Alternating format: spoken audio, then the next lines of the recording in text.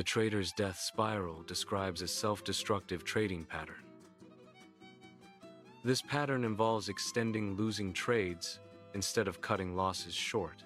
It also includes prematurely closing winning trades, limiting potential profits. This behavior inverts the fundamental principle of sound trading strategy. Effective trading requires minimizing losses and maximizing gains. The death spiral leads to suboptimal outcomes and potential financial ruin. Psychological biases can significantly impair rational decision-making in trading environments. These biases distort objective analysis, leading to deviations from optimal strategies. The result is often suboptimal trading outcomes and reduced profitability. Understanding these biases is crucial for improving trading performance and risk management. Traders sometimes maintain losing positions longer than they should. This behavior is often driven by the hope that the market will eventually reverse. They may ignore the reality of their losses, clinging to the expectation of a turnaround. This can lead to even greater financial setbacks. Acknowledging losses and adjusting strategies is crucial for successful trading. Exiting a losing trade often confirms an initial error in judgment. This confirmation can trigger ego-driven reluctance to admit mistakes. The fear of being wrong can prevent traders from taking necessary corrective action. This reluctance is often rooted in the desire to avoid acknowledging a loss. Overcoming this fear is crucial for effective risk management and long-term trading success. Anchoring bias occurs when traders over-rely on an initial piece of information. Traders often fixate on their initial entry price, using it as a reference point. This fixation can lead to waiting to break even rather than adapting to market signals. Anchoring bias hinders objective analysis and informed decision-making in trading. The phrase, "It's not a loss until I sell," is a common but potentially dangerous investing fallacy. Holding on to a losing trade can amplify potential losses. The market can continue to move against the position if it is held. This can result in a larger loss than initially anticipated. Ignoring losses can prevent investors from making rational decisions. It is important to reevaluate positions and cut losses when necessary. Fear of losing a gain refers to the anxiety experienced when a profitable trade begins to reverse. This anxiety often prompts traders to prematurely secure small profits. Premature profit-taking limits the potential upside of the trade. This behavior can result in missed opportunities for larger gains. A defined profit target is crucial for making rational exit decisions in trading or investment. Without a profit target, emotional factors tend to influence exit points. These emotional decisions often lead to suboptimal outcomes. Market analysis should inform the establishment of profit targets. Failing to set a profit target can result in missed opportunities for maximizing gains. A scarcity mindset in trading emerges after a series of losses. Small wins then become highly valued and feel precious. This leads traders to prioritize securing these small gains quickly. The focus shifts from maximizing potential profits to avoiding further losses. Traders may close positions prematurely to guarantee a small win. This behavior can limit overall profitability and long-term success. Underconfidence in trading stems from a lack of trust in one's own market analysis. This lack of trust can also extend to a general distrust of the market itself. A primary consequence of underconfidence is the tendency to exit trades prematurely. Premature exits occur even when the market trends are potentially favorable. By exiting early, traders miss out on opportunities to capitalize on these trends. Ultimately, underconfidence hinders a trader's ability to maximize profits from well-analyzed positions. A trading strategy may initially target a 2-to-1 reward-to-risk ratio. However, failing to adhere to the strategy can negatively impact the risk-reward ratio. Letting losses run beyond the defined risk parameters increases the potential loss. Cutting profits short reduces the potential reward. ultimately diminishing the ratio to, for example, 0.5 to 1. The initial risk was $100, allowing the loss to extend to negative $200 demonstrates poor risk management. This action effectively doubles the potential loss. Such a strategy compounds financial risk. It is generally advisable to set stop-loss orders to prevent losses from escalating beyond the initial risk tolerance. A $50 profit was secured on a trade. The trade had the potential for a $200 gain. The actual profit represents only a fraction of the potential gain.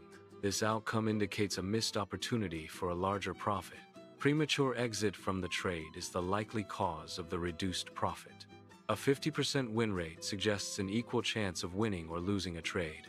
However, a high win rate alone does not guarantee profitability. The size of average wins and average losses significantly impacts overall results. If the average loss exceeds the average win, the strategy is flawed. Even with a balanced win-loss ratio, larger losses negate smaller wins. This imbalance leads to net losses, undermining the strategy's potential edge. Stop-loss orders are used to automatically limit potential investment losses. These orders are preset instructions to sell an asset when it reaches a specific price. The primary function is to protect capital by preventing further decline in value. Implementing stop-loss orders helps remove emotional decision-making from trading. This automated approach ensures consistent risk management. By setting predetermined exit points, investors can avoid impulsive reactions to market fluctuations. Stop-loss orders should be treated as mandatory components of trading strategies. These orders are designed to automatically manage and limit potential financial risks. Upon initiating a trade, a stop-loss order should be immediately entered into the system. This immediate entry automates the process of risk mitigation. Treating stop-loss orders as optional can lead to increased financial exposure. Stop-loss orders should be placed at levels that negate the original trading idea. For long trades, a logical placement is below a defined support level. This ensures that if the price falls below support, the trade is exited. Proper stop-loss placement protects capital and limits potential losses. Stopped-out trades should be viewed as a cost of doing business.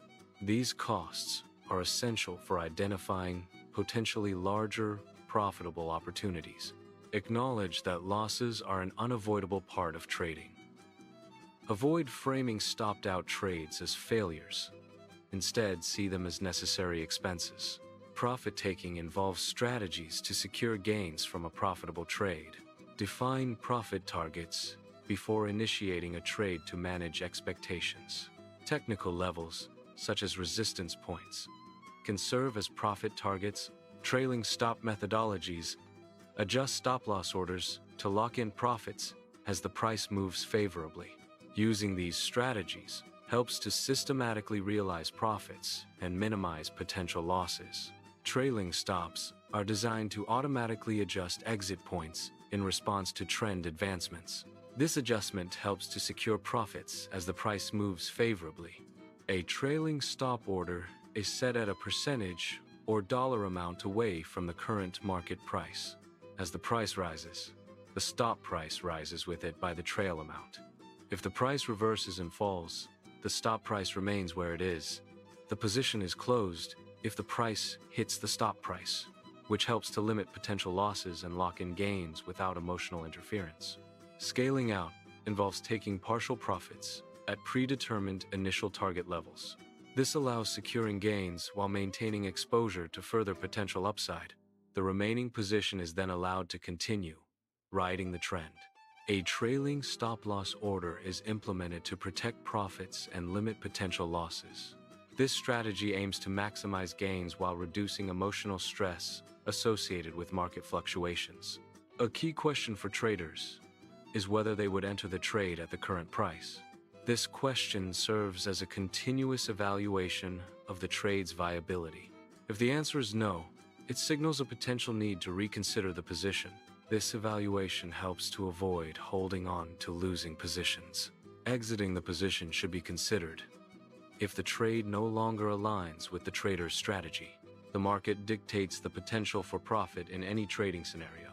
Individual traders have no control over the market's profit-generating capacity.